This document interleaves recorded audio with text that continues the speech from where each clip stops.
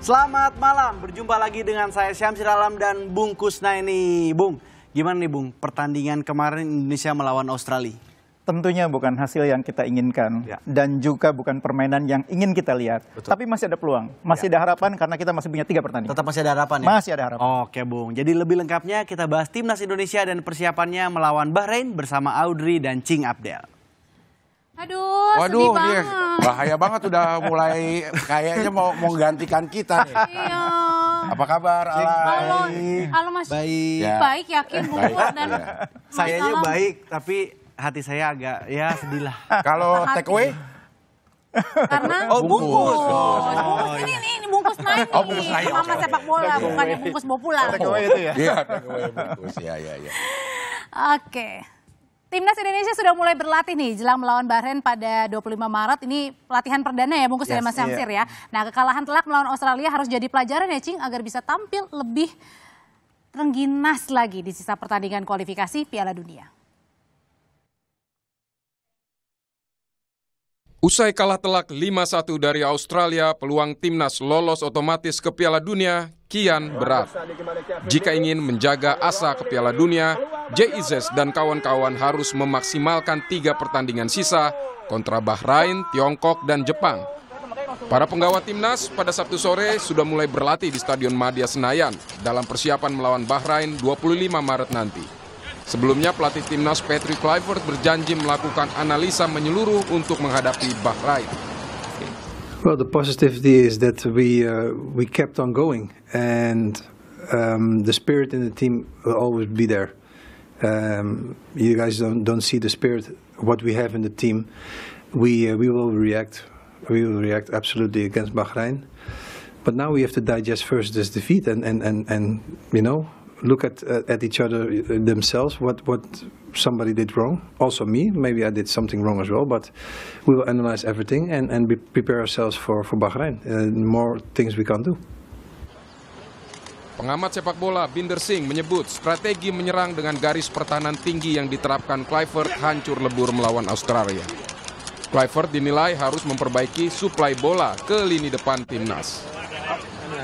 Tapi yang sekarang menarik ditunggukan adalah strategi dari Patrick Kluivert, apakah akan tetap memakai strategi yang sama, bermain all out attack, main dengan garis pertahanan yang tinggi, main agresif. Nah, ini yang perlu ditunggu setelah strategi seperti itu gagal total lawan Australia.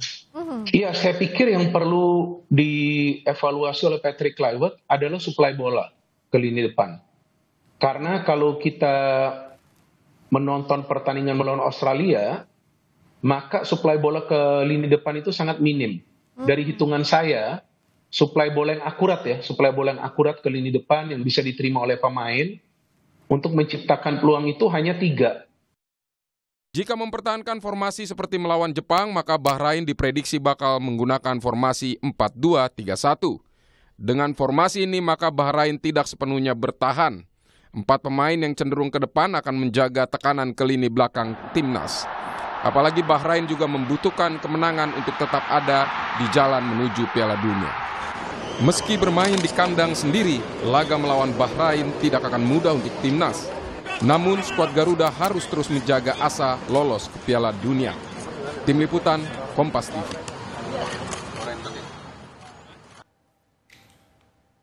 Iya, itu tadi kita melihat bagaimana review kemarin ya pada saat pertandingan. Nah, sebenarnya menjadi pertanyaan, haruskah kita menerapkan gaya ofensif lagi nih nanti lawan Bahrain? Jadi kalau cara pelatih menentukan game plan itu tentu kewenangan pelatih berdasarkan review terhadap kebugaran pemain, kesiapan pemain, itu biasanya last minute. Tapi persoalannya kemudian, apapun strategi yang dipilih oleh pelatih, game plan-nya itu harus konsisten diterapkan di lapangan. Tim ini belum matang, karena itu kalau pelatih gampang berubah, nanti pemain bingung. Nah, itu yang terjadi di pertandingan pertama. Karena itu saya berharap kali ini Coach Patrick Kluivert lebih fokus dengan game plan yang disiapkan di awal, dilatih betul selama masa persiapan yang sekarang lebih panjang kan. Ada latihan 3 hari, itu dilatih betul, dan nanti saat pertandingan kalau bisa fokus dulu, sabar dulu. Game plan di awal nggak berkembang tuh nggak apa-apa, tapi harus komit pelatih. Ya, tapi kalau misalnya kita bandingkan dengan pertandingan pertama lawan Australia yang kita bisa menahan imbang, kalau menurut Alam gimana? Kemarin apa yang terjadi sehingga jauh banget hasilnya? Sebenarnya di sepak bola itu di sepersekian detik tuh bisa berubah, Cing. Ya. Jadi kemarin sebenarnya angin itu udah ada buat Indonesia. Kita Awal-awal ya, awal-awal awal ya. udah main sangat baik, udah game plan-nya udah terlihat, main udah sangat baik, dapat penalti juga, tapi kegagalan penalti itu kayak merubah semuanya, entah itu dari mental pemain, karena setelah itu kan malah Australia yang jadi dapat penalti kan. Dan tadi sempat ngobrol sama Bungkus di belakang. Belakang mana? Di sini tadi. Enggak, maksudnya tadi di luar studio. Iya, kita tadi kan ngobrol. Kita tadi buka puasa bareng soalnya. Kita ngobrol. Soalnya Coach Pique itu sempat merubah taktik setelah gol pertama tuh gol kedua ya Bungkus ya. Dan merubah taktiknya itu hanya dari pinggir lapangan dan cuma teriak. Itu kan tadi yang tadi Bungkus bilang tim ini belum matang. Jadi mungkin pemain bingung gitu loh. Baru juga ketemu. Iya, baru juga dan baru cuma persiapan 2 hari gitu. Jadi Tapi apakah itu memang wajar-wajar aja dalam sebuah pertandingan mengganti? Wajar kalau memang sudah mateng timnya. Wajar tinggal gini. Oke, 3 belakang udah tahu tuh semuanya. Oke, 4 belakang udah tahu semuanya. Guardiola itu satu pertandingan bisa 3 kali berubah. Ya, karena Satu pertandingan 3-4-3, 3-4-1-2, jadi 4 itu biasa. Tapi timnya udah mateng karena latihan tiap hari. Ini baru latihan 2 kali. Iya, belum pernah uji coba juga ya. belum. Kapan ada waktunya uji coba kalau tim nasional nggak ada? Iya. Nah, tapi kalau misalnya tadi Mas Alam bilang kan pada saat penalti pertama terus kemudian kita kalah itu yang nampaknya kayaknya langsung berubah ya. Iya. Nah itu kenapa? Padahal kan pemain-pemain kita naturalisasi dan dalam artian kan pasti kan punya Pengalamannya juga pengalamannya lebih lebih banyak, bagus, lebih banyak lah maksudnya. Ya nggak tahu itu sepemikiran aku aja. Karena kan satu main di kandang Australia. Tiba-tiba kita main bagus dan dapat penalti. Yang orang mikirnya Kevin Dix ini nggak pernah gagal penalti di klubnya. Oke. Tiba-tiba itu gagal, terus habis itu malah penalti gantian buat kita. Langsung buyar semuanya dan kita biasanya itu JIZ itu nggak pernah main high defensive. Defensifnya tinggi di Venezia tuh nggak pernah. Dan kemarin dia main high defensive. Makanya gol kedua kan terlihat sekali, lowong sekali tuh di antara jarak garis pertahanan sama kiper tuh besar sekali lobangnya. Jadi mental itu sangat berpengaruh ya pada saat penalti, terus kebetulan memang Australia tiangnya jago ya. Oh tiangnya. Iya, jadi pas banget gitu di tiang. Dan itu memang walaupun bukan hanya Kevin Dix yang terpengaruh mentalnya, seluruh tim juga akan terpengaruh gitu, Lam. Pastilah Cing Abdel, pasti karena kan kita main away udah dapat penalti di 5 menit pertama, seharusnya kita bisa unggul, tiba-tiba semua kaget lah, ini Kevin Dix nggak pernah gagal loh di klubnya gitu, di Copenhagen nggak pernah gagal, tiba-tiba gagal. Jadi pengaruhi semua mood. Abis itu penaltinya malah ke kita lagi dan gol gitu, jadinya ya mudah-mudahan saya salah masalah mental, mudah-mudahan besok lawan Bahrain kita perlihatkan lagi kalau Indonesia itu memang warrior gitu. Tapi kan sebenarnya pada saat kemarin di Australia juga tim-tim inti juga tidak main ya Bung ya. Tapi kemudian apa nih kira-kira yang menjadi catatan sebenarnya? Iya, jadi memang sering saya bilang bahwa sepak bola itu bukan matematika gitu ya. Ya. Jadi kalau misalkan 3 pemain inti nggak main, kekuatannya tinggal 70%. Bukan begitu. Bukan begitu. Australia itu rata-rata pemainnya sudah membela tim nasional itu lebih dari 3 tahun, 4 tahun. Kita lihat gampang dari caps-nya aja. Caps-nya Australia itu rata-rata di atas 20. Bahkan Ajis Behich itu udah hampir 80. Begitu juga dengan Irfan yang kemarin bikin gol yang kelima itu. Itu capsnya udah hampir 80 juga. Itu artinya mereka udah ketemu sesama mereka tuh udah lebih dari 5 tahun. Pemain kita ada yang baru kemarin debut 3 orang. Jadi tim yang seperti itu meskipun kualitas individunya di atas lawan, Australia kemarin secara individu di bawah kita. Indikatornya apa? Harga pasarnya. Harga pasarnya di bawah kita. Pemain-pemain Australia, klubnya rata-rata klub yang nggak begitu terkenal. Kita ada yang di Twente, ada yang di Venezia. Itu memang levelnya tinggi. Cuma itu individunya bagus. Tapi kalau secara tim, mereka harus banyak main bareng, banyak latihan bareng, ketemu. Karena baru sekali ini ketemu, yang namanya individu bagus itu nggak menyatu jadi satu tim yang bagus. Atau minimal belum menyatu sebagai satu tim yang bagus. Ibaratnya belum ketemu chemistry-nya gitu Mas Alam ya. Chemistry. Kalau ini dijadikan pelajaran, apa yang harus diperbaiki pada saat kita melawan Bahrain nanti? Iya, yang pertama menurut saya, sekarang jajaran pelatih itu harus memulihkan mental dulu. Karena down pasti kalah 5-1 itu pasti down. Jadi harus pulihin mental dulu. Yang kedua, buat pemain itu sekarang enjoy menghadapi pertandingan tuh dari nol lagi. Ya kayak sebuah produk dari nol lagi gitu ya. Dan ketika masuk lapangan dengan pikiran bahwa ini lawan yang baru, situasinya berbeda, yang kemarin lupa. Nah yang paling penting yang ketiga, pelatih harus menyiapkan game plan yang lebih bagus. Pelatih harus bisa membuat pemain yang kemarin belum perform, sekarang harus lebih perform. Strategi pemainnya harus komit diterapkan dari awal sampai akhir, jangan gampang berubah. Dan lebih penting lagi, mudah-mudahan Bahrainnya main jelek. Ya. Lebih penting. Bahrainnya. Ya, kayaknya nggak apa-apa kita doakan supaya Bahrain main jelek.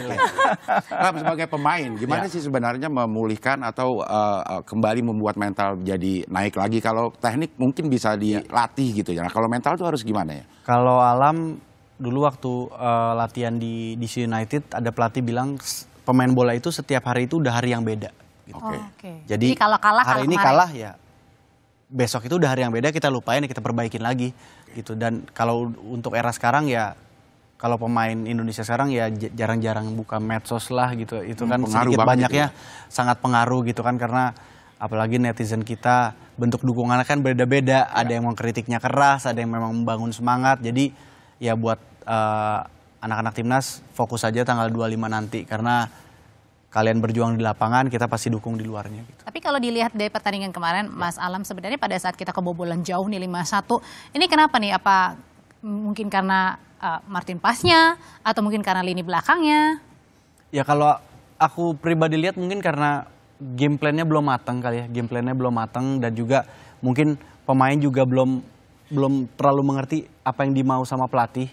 Gitu, karena yang saya bilang biasanya JIZ itu mainnya di agak di bawah, ini high defensifnya terlalu katanya tinggi. pressingnya itu yang agak bingung juga ya? Iya, sama biasanya Verdong itu kan mainnya di back kiri. Ini kemarin malah Verdong mainnya di 3 belakang gitu, kayak gitu-gitunya lah gitu. Mungkin belum cocok, tapi mudah-mudahan di waktu yang sedikit ini bisa diperbaiki, jadi lawan Bahrain bisa lebih baik lagi. Ya, sebelum pertandingan melawan Australia beberapa pembahasan bilang kita seri aja udah bagus, terus minta ya defensif aja gitu. Tapi begitu pertandingan memakai taktik ofensif, ini pertimbangan dari tim pelatih apa ya? Iya, jadi waktu pertama kali Kluivert ke Jakarta masih ingat mungkin ya, pernyataan dia tuh 2 pertandingan pertamanya targetnya 4 poin. Kalau 4 poin itu artinya 3 poin di kandang lawan Bahrain, lalu 1 poin di kandang Australia. Itu udah sangat realistis.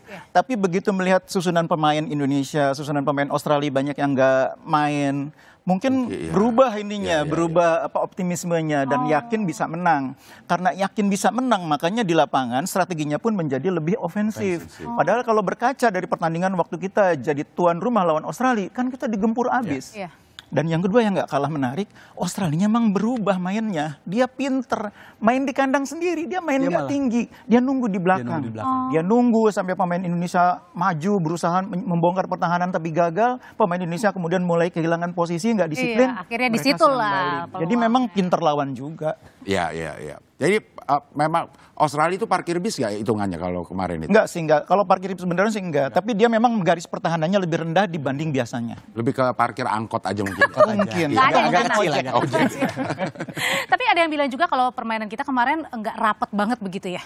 Jadi kayak banyak bolongnya, kosongnya. Ya karena mungkin satu udah kegolan di menit awal gara-gara penalti. Kedua juga game plan berubah mungkin ya bungkusnya, jadinya yang tadi bungkus bilang ada optimisme yang berbeda, jadinya malah kita offense, padahal mungkin kalau 1 poin aja udah sangat baik sekali, jadi offense ya jadi banyak bolong.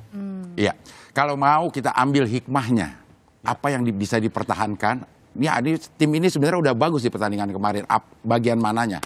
Iya, kalau saya mengutip apa yang sering disampaikan oleh Cing Abdel dalam berbagai acara keagamaan. Apa tuh, Bung? Belajarlah dari kesalahan. Itu nomor 1. Yang kedua, jangan menganggap remeh orang lain. Walaupun kita main di kandang sendiri, jangan menganggap remeh Bahrain. Cukup, Cing. Tapi karena masalahnya tadi pada saat tadi pada wawancara sama Calvin Verdong, Verdong nih bilang kayaknya Bahrain ini tuh tidak sekuat begitu Australia begitu ya. Apakah kalau kayak gitu, apakah ada tadi harus jangan juga terlalu overconfidence atau bagaimana sebenarnya kita harus menyiapkan nih lawan Bahrain jangan sampai kalah gitu ya.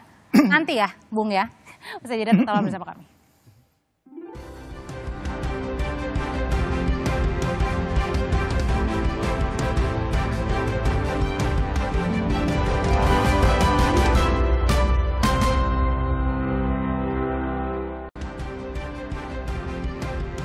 Kita kembali lagi di Sapa Indonesia Malam Akhir Pekan. Nah, pertanyaannya kalau misalnya melawan Bahrain, apa yang perlu diubah formasinya kah? Jangan 4-3-3? Atau pemainnya yang harus diganti? Atau gimana menurut? Atau ya? Ya, atau. Nah. Sebelum itu sebetulnya kita harus paham dulu Bahrain itu siapa. Gitu kan. Bahrain itu kemarin lawan Jepang, kalahnya susah loh.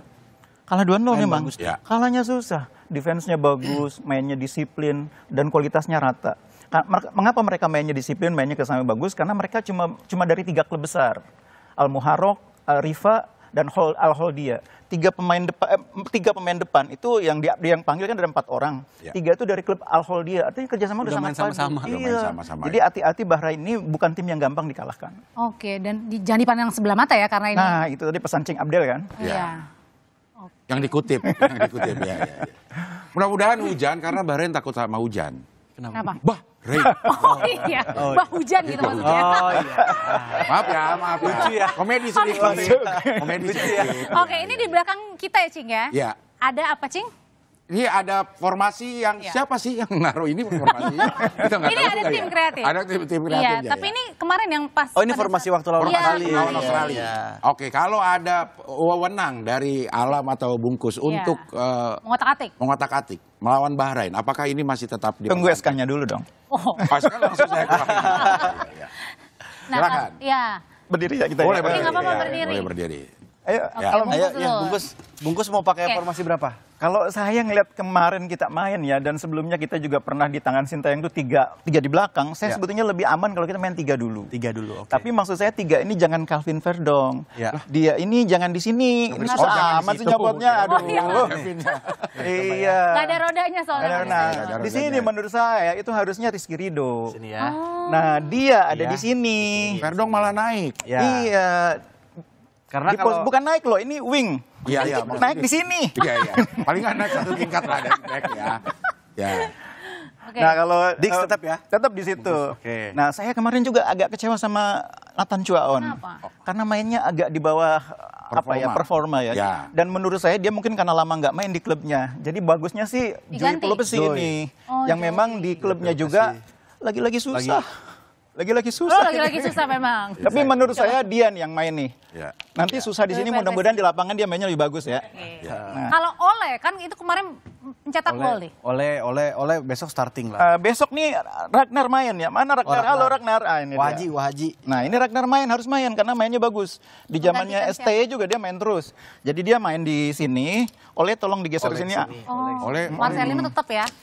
Ya agak Iya. susah karena memang ini masih ada ke Korea-Koreanya. Iya, nah nanti begini, tapi bisa jadi nanti di lapangan Oleh agak ke sini, Ragnar juga agak ke sini, Marcelino di sini. Ya. Menurut Di saya tengah. kok copot. Oh, Iya. copot ya. Namanya perjuangan. Nah, Ya, ini ini akan ya. jadi formasi yang lebih menjanjikan. Ini berarti apa nih? 3? 3-4-1-2 gitu. 1-2. Ngerti banget. Harusnya 4-3-2-1 kan bukan? Itu kan Ini agak- bukan. Oh iya. Bukan.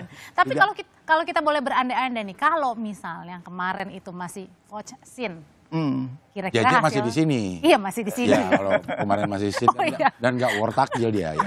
Kemarin habis world tag di Iya. Jalan Panjang. Nah, kira-kira nih hasilnya bakal sama nggak kemarin? Belum tentu, karena setiap pertandingan kan berbeda. Dalam sepak bola itu belum tentu kita bisa mengalahkan tim yang peringkatnya peringkat ke-20. Besok lawan tim peringkat 80 kita pasti menang, enggak. Oke. Oke. Kemarin Australia bisa ngalahin kita karena peringkatnya emang 30-an, 20-an. Ya. Bahrain ini 80-an. Belum tentu Bahrain lebih ringan dari Australia. Oh, Itu yang harus selalu diingat bahwa sepak bola itu bukan matematika. oke. Iya. Silakan Alam. Oke. Kalau Alam mungkin formasinya mau diganti atau pemainnya yang bakal mau diganti? Udah pas. Oh, udah kayak gini. 4 tadi udah berapa? 4? 3-4-1-2. 3-4-1-2. 3-4-1-2. Oke. Ya ini pertahanannya tidak beresiko dengan Tidak, karena Kevin Dix akan membantu ketika diserang akan jadi 5-2-1-2 bisa atau 5-3-2 jadi bisa. Karena Kevin Dix pasti turun. Karena Kevin Dix sama Verdong endurance-nya bagus jadi mereka bisa Naik turunnya dari pertahanan ke lini depan itu kuat mereka. Oke. Ya. Nah, kira-kira kalau misalnya nanti pertandingan pasti ini pressure-nya juga lebih kuat ya. Betul. Karena ini pertandingan kedua bagi Kluivert juga. Iya. Adanya di Jakarta. Jadi tuan rumah mendapat Jadi tuan dukungan rumah. yang besar dari pendukung. Apalagi itu- lawan Bahrain kan ya, masih Iya, ada bisa, luka. Sold out juga kan Iya. tiketnya. Ujian terbesar itu besok itu mental ya, ujian terbesarnya. Karena sekarang ini pressure-nya kita nggak boleh kalah, bahkan kita dituntut untuk menang, untuk mengembalikan kepercayaan masyarakat. Imbang tuh nggak ada juga ya? Imbang itu di mata masyarakat sekarang udah nggak ada bisa. gitu dalam list mereka menang, karena mereka kemarin agak kecewa, jadi harus diyakinkan dengan kemenangan. Nah itu bagi pemain pressure. Terus terang aja Bahrain ini cara bertahannya kemarin rapi waktu lawan Jepang. Saya berharap pemain kita nggak tergoda untuk main terlalu terbuka kayak kemarin waktu lawan Australia. Ya. Sabar dengan game plan yang disusun dari awal. Artinya kalau di 15 menit nggak bisa bongkar, 20 menit nggak bisa bongkar, sabar aja terus main game plan. Kan masih ada babak kedua. Jangan baru kebobolan menit ke-20 terus mengubah, jangan. Itu akan membuat pemain di lapangan juga bingung. Oke. Ya, jadi bisa dipastikan dari Bahrain juga akan merubah strategi untuk menghadapi Indonesia dibanding dengan pertandingan pertama. Kemarin ada orang Bahrain yang nonton di Australia, itu pasti mengawasi itu. Wah. Disuruh itu pasti. Disuruh lihat pemain Indonesia. Ada mata-mata berarti ya? Iya, terus Melihat bikin ini. laporan pasti. Dan mungkin mereka belajar dari cara Australia melawan Indonesia. Oh, oke. Iya, iya, iya. Dan berarti artinya kita nggak boleh dengan cara yang sama juga dong, karena kan sudah dilihat juga sama Bahrain kan? Menurut saya besok di home pasti kita juga akan menyerang sih. Oh, Tapi harus hati-hati juga. Lebih seimbang ya. Ya, tapi lebih harus seimbang. hati-hati juga. boleh Tapi duduk harus juga hati-hati. Mas Al. Oh iya, oh boleh duduk. Silakan. Oh iya. Capek juga berdiri. Iya capek ya. Sekarang kita yang berdiri. Oh iya, kalau gitu Cing silakan. Iya, iya. Gimana Mas Alam tadi? Ya menurut saya kita akan menyerang di GBK dan juga tapi harus hati-hati juga sih, nggak boleh kecolongan juga dan nggak boleh terlalu overconfidence Iya, juga sih iya, gitu. iya. Jadi memang harus saling mengingatkan ketika menyerang siapa yang bisa stay di bertahan, jangan sampai bolong lagi pertahanan belakang. Dia sebagai pemain ya Alam ya. Optimis sama overconfidence itu memang bedanya tuh sangat tipis. Susah sekali sih Cing kadang-kadang. Iya. Susah buat Menata pemain hati kita ya. mengendalikannya susah. Kalau aku lebih milih optimis. Aku lebih pilih optimis daripada overconfidence, kayak aku nggak bisa tuh kayak mau tanding kayak Apa sih? ini menang lawannya elah ini itu pasti aku nggak bagus banget gitu. Malah aku mikirnya wah ini pasti lawannya berat, mereka lebih siap. Jadi aku juga buat diri aku siap gitu. Ya, ya, ya. Oke. Kalau di kemarin ada juga yang mengkritik kepemimpinan pelatih Patrick Kluivert di pinggir lapangan. Tidak, katanya enggak Iya. seperti pelatih kok enggak ada aura pelatih. Iya. Itu gimana? Iya, jadi tiap pelatih itu punya gayanya masing-masing. Jadi ada pelatih yang memang senang berdiri terus mengingatkan pemain, ada juga yang biasa duduk melihat. Memang itu gayanya beda-beda. Ya. Tapi memang Indonesia itu salah satu problemnya kan saya bilang tadi, pemain ini baru sekali ini ngumpul. Banyak yang baru sekali ini debut, belum terbentuk permainan tim. Kalau timnya belum terbentuk permainannya, pelatih harus lebih aktif. Aktif mengingatkan posisi pemain, misalnya Rido maju dikit. Jadi pemain itu kadang-kadang harus diinstruksikan dengan perintah yang detil. Rido jangan terlalu tinggi, tahan Rido. Mungkin Alam juga bisa cerita gimana dulu. Rido tahan di sini, jangan lewat garis tengah. Jadi kalau pelatih teriak-teriak itu sudah sangat wajar sekali ya, dan memang harus begitu. Wajar untuk mengingatkan pemain supaya nggak keluar dari game plan, tidak keluar dari formasi yang sudah disiapkan di awal. Ya, memang sebagai pemain itu dibutuhkan juga teriakan pelatih dari pinggir lapangan. Kalau Alam lebih suka pelatih yang seperti itu. Kalau di dunia tuh ada Diego Simeone, Atletico Madrid itu dia aktif sekali kan. Karena apalagi tim yang baru kumpul itu ngebantu banget gitu. Kecuali kalau tim yang sudah lama berkumpul itu udah pakai kode aja tuh gampang. Misalnya dia tinggal teriak ke kapten misalnya Jay, kita pakai 4 belakang ya, oke berarti 4-5-1. Oke. Jay pakai 3 belakang, oke berarti 3-4-3. Udah otomatis. Tapi kalau tim yang baru ya harus detail Harus kayak detail, gitu. ya. Ini contohnya maju di dikit, Argentina. gitu. Ya. Contohnya di Argentina kan. Ya. Scaloni itu jarang berdiri, jarang teriak-teriak. Iya. Karena yang sibuk di lapangan tuh Messi. Iya. Messi yang ngatur semuanya. Messi yang ngatur. Jadi situasinya memang berbeda tiap tim itu. Kalau Jay Itse sendiri sebagai kapten gimana tuh? Ya menurut saya udah kapten yang bagus banget ya. Apalagi dia kapten di Venezia juga. Tapi kan beda Venezia sama tim nasional Indonesia. Di Venezia memang dia setiap hari latihan sama tim-tim itu aja gitu. Ketika di Indonesia banyak lagi pemain baru yang baru dia ketemu. Nah kalau kemarin bilang mungkin ada yang beranggapan ya udahlah kita memaklumi dalam karena kan waktunya juga terbatas, waktu latihannya, waktu ketemunya. Nah kalau dengan sekarang kan kemarin baru nyampe hari ini latihan perdana, artinya masih ada Sabtu, Minggu, Senin, Selasa kita ketemu. Ada nggak bisa alasan karena wah waktunya singkat nih? Kalau untuk tim nasional enggak sih. Udah nggak ada lagi alasan. Karena udah bisa bilang cukup itu. Karena udah dapat pelajaran dari Australia juga, sama sekarang udah ada 4 hari buat latihan juga. Ya, 4 hari itu cukup untuk bangun chemistry, Latihan. memastikan gameplay. Untuk pemain yang di high level cukup. Cuma bedanya kan tim kita ini baru seperti yang saya bilang tadi, banyak pemain yang capsnya masih terbatas. Ya. Semakin lama waktu ngumpulnya, semakin lama waktu berlatihnya, semakin banyak bertanding, semakin baik. Jadi harus banyak ketemu ya. Main bola kan di lapangan, bukan di ruang ganti. Jadi banyak di lapangan ketemu. Jadi harus banyak di lapangan tuh. Banyak di Jangan lapangan. diem-diem baik. Daripada diam-diam sakit, lebih baik diam-diam baik. Ya. Iya, iya. Jadi kalau ada prediksi, berapa kira-kira yang dari Bungkus? Saya lebih tepatnya ke harapannya. Saya tuh berharap kita pokoknya harus dapat poin. Saya nggak berharap Indonesia mengalami apa yang kemarin dialami di Australia. Di luar ekspektasi mainnya agak mengecewakan, hasilnya lebih mengecewakan. Iya. Sekarang ini jangan sampai itu terjadi lagi. Karena itu saya berharap paling tidak berakhir pertandingannya dengan poin. Menang itu luar biasa. Tapi menurut saya feeling yang paling kuat saya, Indonesia dapat poin. Oke. Artinya minimal imbang. Artinya di menit-menit awal itu harus gol dulu nih. Enggak, jadi Oh, enggak. jangan tergesa-gesa kita main di kandang terus pengen Harus gol, coba, gol, iya, oh. main sesuai game plan. Nah, kita lihat nanti game plan-nya Coach Patrick Kluivert seperti apa. Ikuti game plan-nya, sabar kalau belum bisa membongkar pertahanan lawan, nunggu kesempatannya datang. Kalau game plan-nya emang udah tepat, gol akhirnya akan datang juga. Yang paling penting fokus, jangan sampai kita berakhir pertandingan nggak dapat poin. Fokusnya di situ. Harus ada revisi game plan, selain revisi RUU ya. Tuh TNI, udah lemah. Sana ya. Ya, kalau menurut Alam, kira-kira gimana revisi RUU TNI? Revisi itu dari bukan game plan. beda. Boleh pamit saya? Pamit ya, pamit ya. Itu lebih takut itu. Ini pertandingan bola. Ya, apa? Ya revisinya, walaupun kayaknya kita akan menyerang, tapi juga harus hati-hati juga, jangan sampai kecolongan kayak di Australia. Terus juga jangan terlalu overconfidence, walaupun kita main di kandang. Ya mudah-mudahan yang tadi Bungkus bilang, seminimal-minimalnya kita dapat poin, tapi kalau prediksi saya kita menang 2-0. 2-0. Prediksi Deg-degan ya dari sekarang aja kita Amin. deg-degan. Kita aminkan. Iya.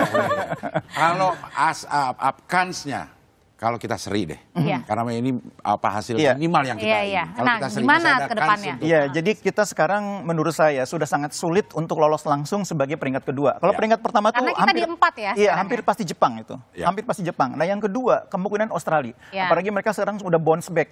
5 pertandingan cuma sekali menang, kemarin menang gede lagi. Pasti mereka sisa berikutnya Oke. akan. Nah, sekarang kita fokus dapat 3-4 supaya lolos putaran keempat. Yang tiga ini siapa? Arab ya? Iya, ketiga Arab. Caranya mengalahkan Bahrain, mengalahkan China. Atau minimal 4 poin dari Bahrain dan China. Kalau kita bisa dapat 4 poin di Jepang, oke lah kita kalah. Kita masih bisa ada di posisi keempat dengan 10 poin. 3 atau 4.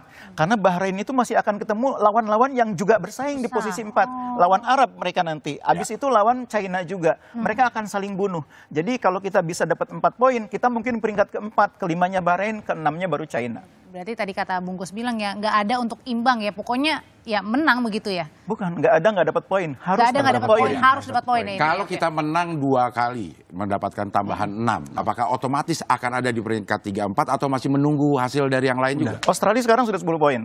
Kalau Australia dapat 3 poin lagi, 1 kemenangan lagi, kita nggak bisa ngejar. Akan sulit bagi kita. Oke lah kita masih bisa dapat 9 poin, tapi masa ngalahin Jepang kan Ya. susah kayaknya. Iya. Maksimal kita 6 poin dari Bahrain dan China, 12 poin. Australia akan Udah 13 otomatis, poin. 3-4 udah otomatis. Kalau kita Iya. dapat 6 poin, 3-4 oke. Tapi Iya. lolos langsung nggak? Oke. 3-4 oke. Oke, Ya, dan jadi Walaupun dalam sepak bola, bola itu bundar ya. iya bola itu bundar. Iya, iya. Bundar atau bulat ya? Itu dia, bulat apa bundar? Iya. Oke, jadi harapannya ini tadi ya pemain-pemain dari Mas Alam dan Iya. juga Iya. Bungkus ya. Iya, Kalau untuk prediksi. kiper tetap masih Martin Pas ya yang Oh iya, saya memiliki mau jagoan ngomong kita itu ya. juga. Kalau menurut saya coba Odero deh. Oh, Audero. Kalau menurut saya coba Odero. Tadi kita nggak ngomongin kiper ya. Iya, makanya saya juga beringat. Ada Audero nggak di sini? Ada. Ada. Sini. Ada ya. Emil. Oh, Menurut saya harus Bisa dicoba ya. coba ya. Karena kemarin kiper yang nggak apa-apa habis nih coba pas di Bahrain. Nggak apa-apa, karena Nggak apa-apa. kiper yang habis kebobolan banyak itu juga biasanya agak down. Iya. Oh. Ini kesempatan kalau mau ganti kiper ya memang Ya sekarang. sekarang. Iya, iya, iya. Oke, terima kasih. Terima kasih, Bungkus. Terima kasih. Terima kasih. Terima Bungkus, Mas kasih. Alam. Kita deg-degan banget dengerinnya gimana ya. Antara prediksi dan harapan susah digabungin ya. Iya, iya. Apalagi doa ya. Bener, iya, iya.